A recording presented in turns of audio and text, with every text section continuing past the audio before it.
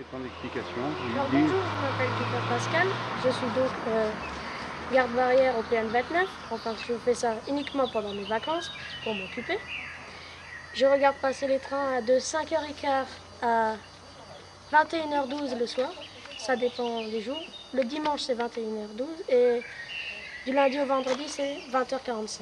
Alors le matin, à 5h15, je me mets ici, à la fenêtre, et je le regarde passer, puis quand il est passé, je retourne au lit.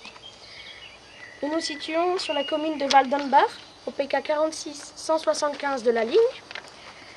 Ce PK veut dire qu'on est à 46 km 175 de la gare de Momenheim, à 15 minutes de Strasbourg en train. Pour venir de Strasbourg ici, nous mettons environ 53 minutes et nous sommes à 3 minutes de la gare la plus proche, ce qui est à dire d'Ivry.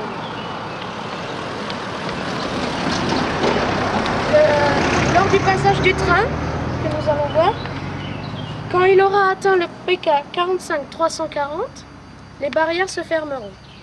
Il restera plus que 30 secondes avant que le train passe et la réouverture des barrières. Ensuite, quand il aura quitté la zone, j'aurai terminé mon boulot.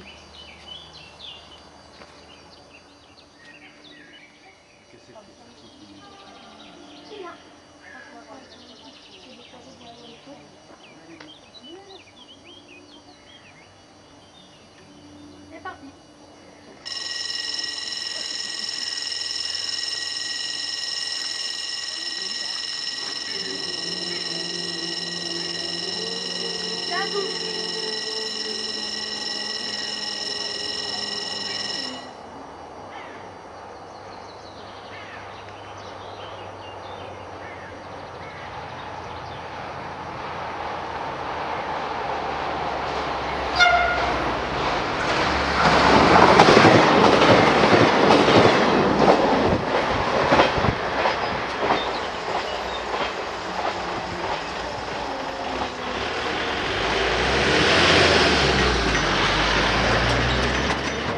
C'est une barre qui fait en sorte que ça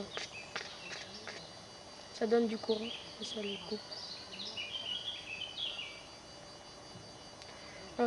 Quand les agents électriciens sont là, c'est pas tous les jours, mais ça m'arrive de temps en temps pendant les vacances que quand ils sont là, je vois ce qu'il y a à l'intérieur. Le panneau, là, ça veut dire que on peut l'emprunter dans les deux sens, on peut l'emprunter en contresens. Les autres PN, oui, ce type de panneau, ce type là-bas, on les a aussi sur les PN à voie unique, parce qu'on peut les emprunter dans les deux sens. Sinon, les PN, en fait, il y a le 24, le 25, celui-là, et le 38, je crois. Et c'est ça, 38, qui peut être emprunté en contresens. Sinon, après, ils doivent marquer une pause à chaque fois qu'ils sont arrivés, avant de continuer à passer, le temps que la barrière se ferme. Mais là aussi, ils doivent faire une pause, sachant que la balise de fermeture de contresens de la voie 2 est au 46 800, c'est juste avant le virage. Et de l'autre côté, la balise de fermeture contresens voie 1 est au 45 690, qui est à dire avant le panneau sifflet. Et on voit un panneau S, si on regarde bien, ça dépend du temps, qui ordonne au train de siffler, à cause de ce fameux PN sans barrière. Là, il y a le téléphone de PN pour appeler la gare en cas de problème. Si jamais le PN est en bas à cause d'un orage ou d'un problème dans les relais, là, il y a les batteries qui permettent, si jamais il y a une coupure de courant, de garder du courant pour le bon fonctionnement du PN pendant au moins 24 heures. Et la gare le sait parce que ça sonne chez elle, qu'il y a un problème, qui sont sur les batteries. Là, on a les agrès de sécurité.